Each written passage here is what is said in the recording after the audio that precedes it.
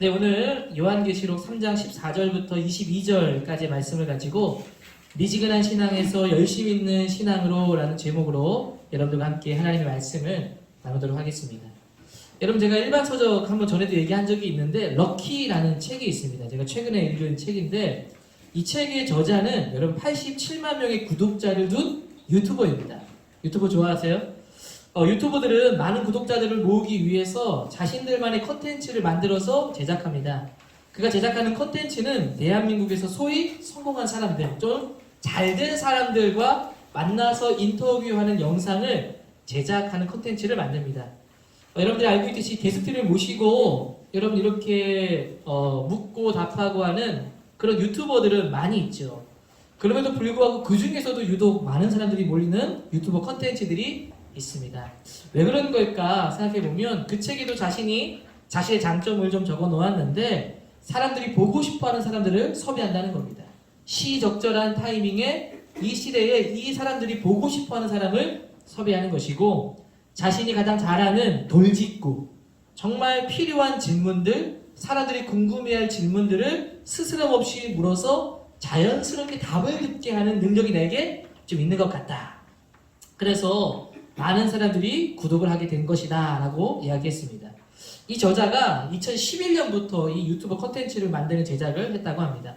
그 책 속에서 말하기를 약 10년이 넘는 세월 동안에 대한민국의 대기업 CEO들을 만났고 국회의원, 장관도, 또 주식으로 성공한 사람들, 올림픽 금메달리스트, 탑 크리에이터 등 약 1000명이 넘는 사람들을 만났다고 합니다. 그 만남이 다 좋은 것만은 아니었다고 해요. 그러나 모든 만남이 그렇듯이 다 배울 것이 있습니다. 좋은 분들을 통해서는 삶의 지혜를 얻었고 또 어떤 분들을 통해서는 삶의 통찰력을 얻기도 했고 어떤 분들을 통해서는 저렇게 해서는 안 되겠다라는 반면교사의 통찰력을 얻었다라고 합니다. 이 저자가 늘 만나는 그 성공한 사람들을 향해서 빼놓지 않고 한 질문이 있어요. 어떤 질문이냐면 이런 질문입니다. 어떻게 하면 그렇게 성공할 수 있었습니까? 어떻게 해서 그러한 성공과 부를 이루게 되었습니까? 사실 이 럭키라는 책이 바로 이 질문에 대한 답이 무엇인지 자신의 생각을 풀어놓은 책입니다. 여러분, 그 질문을 받은 사람들이 하나같이 다 뭐라고 말했는지 아세요? 뭐라고 말했는가 하면 저는 정말 운이 좋았습니다. 너무도 뻔한 대답이죠. 성공한 사람들이 하나같이 인사치레에 불과한 말을 하는 겁니다. 그런데 이 대답을 듣고 이 저자는 문득 이런 의문이 들었습니다. 왜 성공한 사람들은 하나같이 다 운이 좋았을까? 그들은 도대체 어떻게 해서 어디에서 그런 운을 만난 것일까? 그 사람들은 무엇을 했길래 도대체 그 운이라는 것을 놓치지 않고 자기의 것으로 만들 수 있었을까? 그럼 동시에 이런 생각이 듭니다. 왜 나에게는 이런 운이 오지 않는 것일까? 이 저자가 어느 날 택시 타고 가다가 기사분과 이야기를 하게 됩니다. 그리고 아무런 생각 없이 기사분에게 이런 질문을 합니다. 기사님, 지금까지 살아왔던 인생이 어떠셨나요? 질문하니까 그 기사분이 이렇게 대답했다고 합니다. 저는 운이 너무 안 좋았어요. 인생이 원하는 대로 잘 풀리지 않았습니다. 그 말을 듣는 순간 이 저자가 이런 생각이 들었다고 합니다. 왜 성공한 사람들은 운 덕분이라고 한다면 성공하지 못한 사람은 하나같이 운이 없었기 때문이라고 하는 걸까? 운 덕분, 운 때문. 여러분, 이런 것을 보면요, 성공이라는 개념이 만약 세상적으로 볼 때 뭔가 많이 얻는 것이라고 할 때 여러분, 이 성공이라는 건 노력만 가지고는 되는 것은 아니라는 걸 좀 보게 됩니다. 노력만이 아니라 제법, 행운, 럭키, 이 운이 따라 붙어야 되는 거죠. 정말 그렇지 않나요? 필요한 사람을 만나고 필요한 장소에 가고 우연치 않은 곳에서 정말 기회를 잡게 되는 것. 그때 뭐라고 말하겠어요? 운이 좋았다라고 말하겠지요. 여러분, 잘 준비되어도요, 정말 내가 필요한 것에 할 수 있는 기회가 주어질 때, 또 그것을 할 수 있을 때 나름의 성공의 길이 열리는 겁니다. 어떻게 하면 이 행운을 놓치지 않고 잡을 수 있을까요? 이런 말이 있죠. 인생을 살다 보면 3번의 기회는 찾아온다. 들어보셨어요? 과연 그 3번의 행운이 있다고 한다면 언제 올까요? 아니면 온다고 했다면 어떻게 그걸 알아볼 수 있을까요? 아니면 이미 우리에게 그 3번의 행운이 지나간 것은 아닐까요? 여러분, 어떻게 하면 내 삶에 일어나는 행운이, 운이 내 것인 줄 알고 내 것으로 만들 수 있을까? 여러분 이 책의 저자가 많은 이야기를 하지만 이 럭키라는 책에서 한 가지 핵심은 이겁니다. 어떻게 운을 내 것으로 삼을 수 있는가? 바로 운의 그 핵심은 뭐냐면 운도 확률이다. 이런 얘기를 하는 거죠. 쉽게 말하면 운이라는 것도요. 그냥 찾아오는 것이 아니고 열심히 살아가고 노력하는 사람에게 찾아오는 것이 행운이다. 이렇게 설명을 합니다. 즉 열심히 사는 사람이 운을 만날 확률도 높다는 거죠. 예를 들면 중국의 최대 부호 알리바바라고 여러분 아십니까? 아주 굉장히 큰 700조 원의 기업을 세운 사람인데 이 사람이 처음에는 영어 강사를 했습니다. 근데 영어 강사로만 만족하지 않고 사람들을 만나고 더 많은 견문을 넓히기 위해서 가이드를 일을 좀 같이 하면서 겸하면서 일을 했다고 합니다. 여러분 가이드를 하다가 어떤 사람을 가이드하게 되었는가 하면 구글의 창업자였던 제리라는 사람을 가이드하겠다는 거예요. 그 사람과 만나 대화하면서 자신도 뭔가를 해봐야겠다는 마음을 품게 됐고 시도하고 도전해서 700조 원에 달하는 전자상 거래 기업 알리바바를 창업하게 됐다는 겁니다. 만약 이 사람이 아무것도 하지 않았다면 영어 강사로 돈을 많이 벌고 그곳에 만족했다면 이런 일들이 자신에게 벌어지지 않았을 것이다 라고 이야기하는 거죠. 여러분 이 책의 저자도 그렇습니다. 처음에 자신이 유튜브를 시작할 때 구독자가 열심히 노력해서 몇 년 만에 8만 명을 채웠다고 합니다. 8만 명이라는 숫자는 그 사람이 말하기를 유튜버로서 실패한 숫자는 아니지만 성공한 숫자도 아니다 라고 얘기합니다. 그러던 중에 2020년 작년 코로나 팬데믹이 나왔습니다. 경제가 무너지고 주식이란 자본이 무너지기 시작합니다. 사람들이 다 두려움에 떨 때 무언가 도전하기 어려운 그때 자신은 도전했다고 합니다. 오히려 비싼 임대료를 주고 24평 오피스텔을 구매했고 편집 제작자를 3명의 직원을 더 늘렸다는 거예요. 그리고 사람들에 대해서 경제에 관심을 가지고 어떻게 이 위기를 극복할지에 대한 기획 컨텐츠를 만들어서 제작합니다. 그렇게 시작된 영상이 2달 만에 구독자가 10만 명이 늘어나게 됐다는 거예요. 몇 년 동안 노력해서 8만 명 겨우 채웠는데 단 2달 만에 10만 명이 달했고 이후에는 계속 증가해서 52만 명, 현재는 한 87만 명의 구독자가 있다라고 합니다. 이런 경험을 자신은 이렇게 표현합니다. 만약 내가 아무것도 하지 않고 있었다면 이런 좋은 기회를 잡을 수 있었을까? 2011년도에 처음 유튜버를 시작해서 자신이 이런 영상을 올린 컨텐츠가 있었고 준비되었기 때문에 정말 2020년에 왔을 때 그 위기를 자신의 행운으로 자신은 잡을 수 있었다라고 이야기하는 겁니다. 그러면서 그도 하는 말이 이럽니다. 저도 운이 좋았습니다. 여러분 결국 운이라는 것도요. 열심히 할 때 얻어진다라는 것을 이 책은 이야기합니다. 아무것도 준비하지 않았다면 어떤 사람도 운을 잡을 수 없다는 거죠. 또한 무언가를 열심히 하고 있다는 것은 다른 말로는 준비되고 있다는 말입니다. 누군가 알아주지 않아도 열심히 하고 있다는 것은 준비되고 있다는 것이고 준비된 사람만이 행운의 파도가 올 때 그 파도를 놓치지 않고 올라탈 수 있게 된다는 것이죠. 제가 자꾸 왜 운을 얘기하는가? 우리 기독교에서는 운을 얘기하지 않죠. 운이라는 게 무엇이겠습니까? 저는 이것을 성경으로 세상을 바라본다면 이 세상에서 말하는 이 운이라는 표현이 저는 은혜다라고 표현하고 싶습니다. 여러분 은혜를 어떻게 얻게 된다라고 이 책은 설명하는가 하면 바로 우리의 식으로 표현하면 열심히 살아가는 사람에게 하나님의 은혜도 찾아온다는 거죠. 2주 전에 제가 설교할 때도 여러분 이야기한 걸 기억하나요? 하늘은 스스로 돕는 자를 돕는다. 이 말이 무슨 말이었습니까? 자기 일에 최선을 다하는 사람에게 좋은 결과도 따라오게 된다는 거죠. 여러분 은혜라는 것도요. 열심히 살아가는 사람에게 찾아오는 겁니다. 아무것도 하지 않는데 어떻게 하나님의 은혜를 경험할 수 있겠습니까? 아무것도 도전하지 않는데 어떻게 필요한 사람을 만나고 가장 적절한 시점에 무언가 할 수 있는 기회를 얻을 수 있다는 말입니까? 아무것도 하지 않았다는 것은 준비되지 않았다는 거죠. 하나님께서 기회를 주시고 은혜를 부어주셔도 자기의 것으로 만들 수가 없다는 거예요. 열심히 살아가지 않으면. 그 성경은 분명히 전하는 메시지가 있습니다. 그것은 심은 대로 거두리라. 심은 것이 없는데 어떻게 열매를 여러분 거둘 수 있겠습니까? 제가 이번에 작년 성도들과 함께 제자의 삶이라는 공부를 하고 있어요. 우리 김양 집사님께서 선생님께서 같이 하고 계신데 제가 그 T라는 교재를 가지고 공부하면서 우리 장년분들과 나눔을 하는데 좀 제 마음 가운데 새롭게 와닿은 게 있습니다. 뭐냐면 제가 입교에 대한 교육을 하면서도 느꼈지만 성경 속에 나오는 많은 내용들이 구원에 관련된 것을 다룬가 생각했는데 오히려 구원에 이르는 믿음을 이야기하는 것보다 더 많은 부분이요. 어떻게 믿는 자들이 살아가야 하는가에 대한 내용이 더 많다는 거예요. 산상수훈만 봐도 그렇고. 여러분 많은 말씀들이 구약의 선지자들도요. 믿는 이스라엘 백성들이 어떻게 살아야 되는가를 말하고 있습니다. 그러니까 성경은 구원에 이르는 믿음뿐만이 아니라 그것 플러스 더 중요하게 나누는 것이 어떤 삶을 살고 있느냐. 하나님을 믿는 사람들이 어떤 믿음의 삶을 살고 있는가를 더 많이 이야기하고 있다는 겁니다. 어떤 삶을 살고 있는가? 열심히 하고 있는가? 하나님을 향한 열심을 쏟고 있는가? 그러한 사람들이 은혜를 더 많이 얻게 된다는 것. 여러분 삶은 정직합니다. 하나님의 일하심도 공평합니다.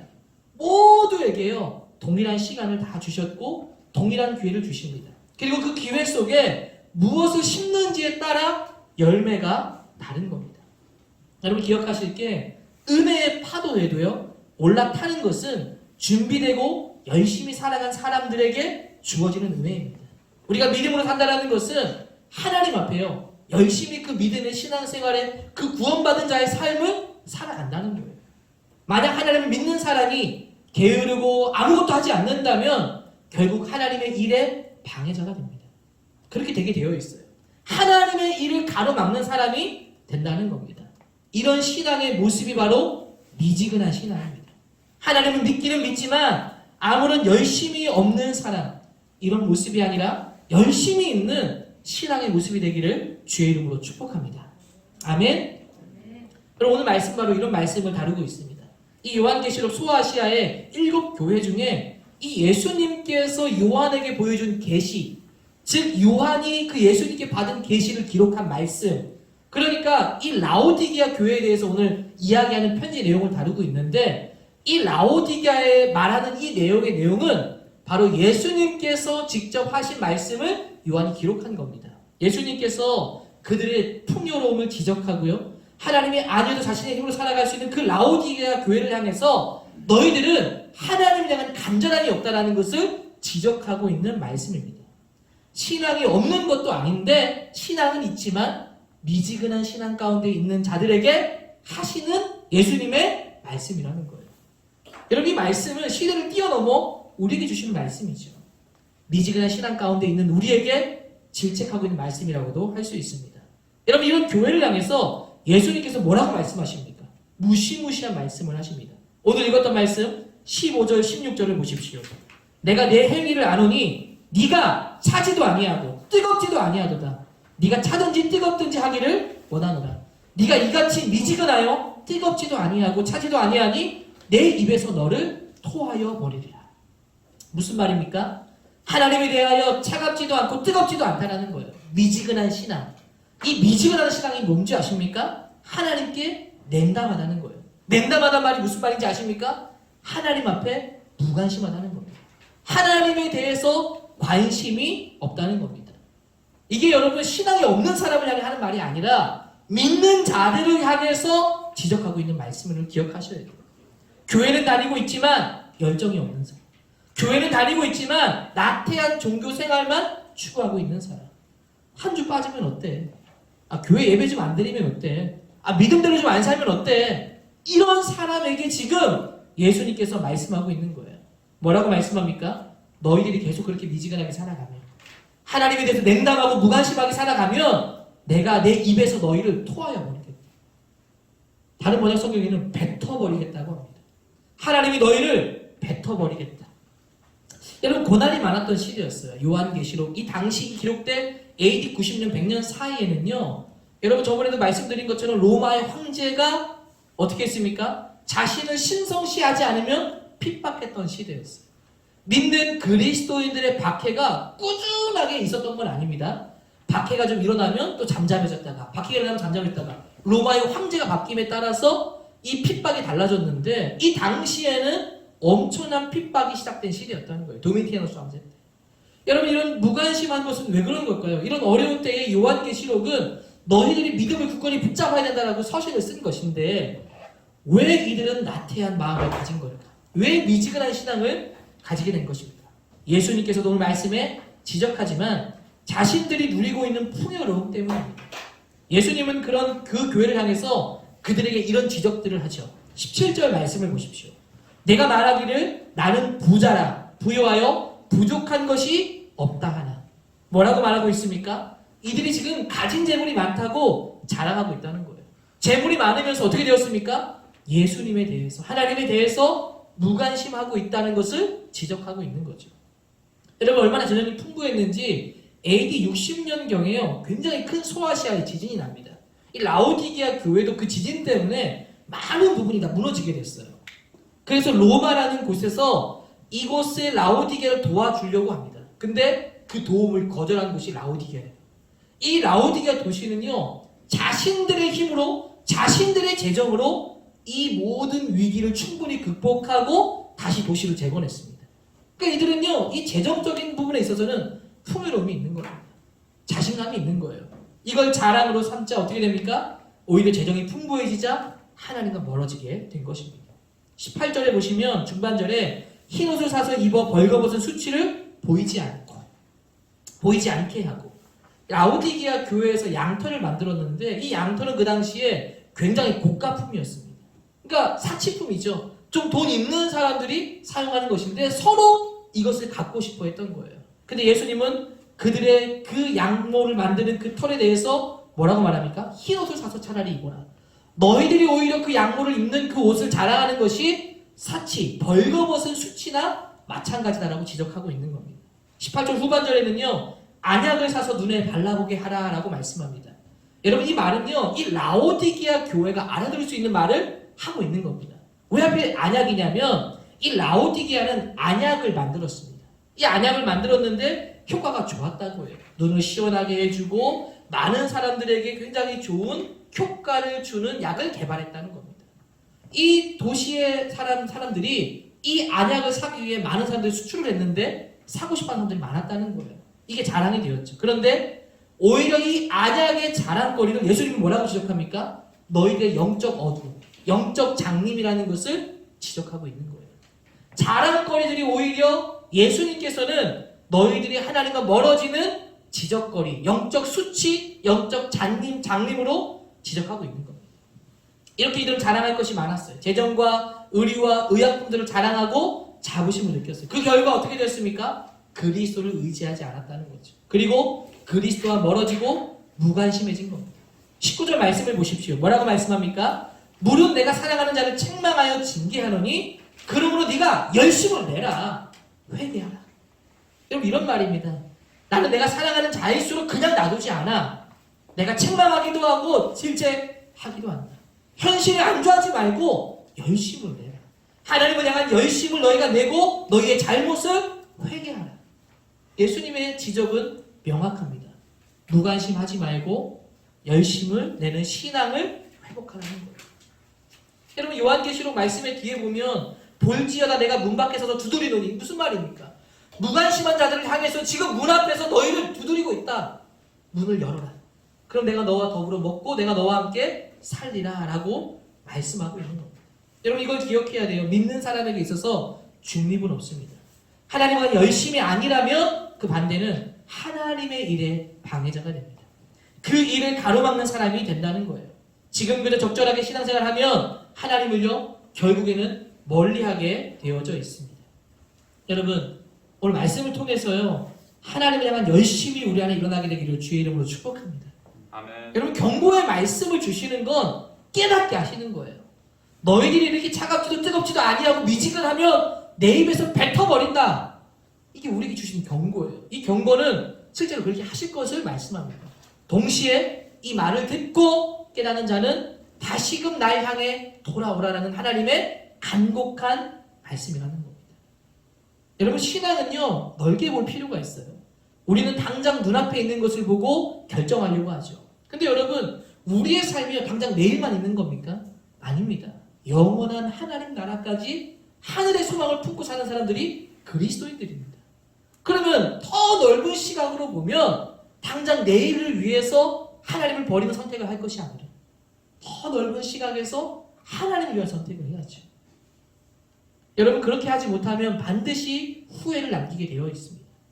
늘 얘기하죠. 쉬운 선택은 반드시 후회를 남긴다. 그때 그렇게 할 걸. 한번 그렇게 도전해 볼 걸. 미안하지만 고3 제가 늘 종종 얘기했던 것 중에 우리 군대 갔지만 우리 한 친구가 한 얘기가 있어요. 뭐라고 했냐면 졸업하고 나니까 어떤지 한마디의 소감을 물었을 때 후회가 된다고 합니다. 왜 후회가 됩니까? 라고 물었더니 뭐라고 했냐면 수능 준비한다고 열심히 교회 잘 나오지 않았는데 수능 치고 나서 보니까 수능 친 결과도 그렇게 좋지 못하고 신앙도 좋지 못하고 둘 다 놓친 게 이럴 줄 알았으면 신앙생활에도 열심히 할 걸이라는 이야기를 들었던 기억이 있어요. 그럼 뭐든지요 신앙을 포기하면 후회가 남습니다. 열심히 할 걸 하는 마음이 든다는 거예요. 나중에 뱉어버리고 토하여 버렸을 땐 이미 늦은 겁니다.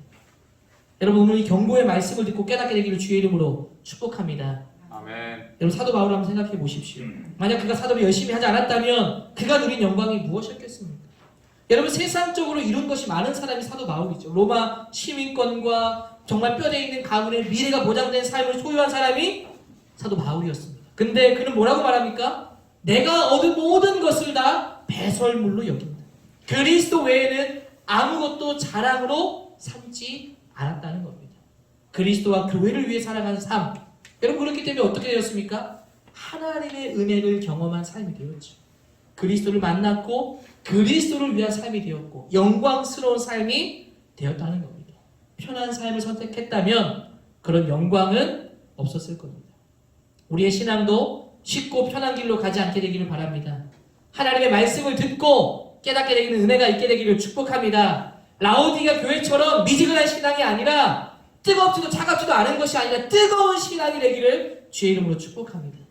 아멘. 여러분 하나님은 어떤 분이시냐면 뜨겁지도 차지도 않은 존재를 토하여 버리시는 분이세요. 그러나 이런 경고의 말씀을 통해서 우리를 깨워주시는 분입니다. 우리에게 주시는 메시지가 있다면 지금 우리의 신앙의 모습을 돌아보고 열심히 있는 신앙이 되어야 해요. 하나님만이 내 삶의 전부라는 것을 믿고 확신하면 어떻게 살아야 되겠습니까? 그것을 위한 삶으로 달려가야죠.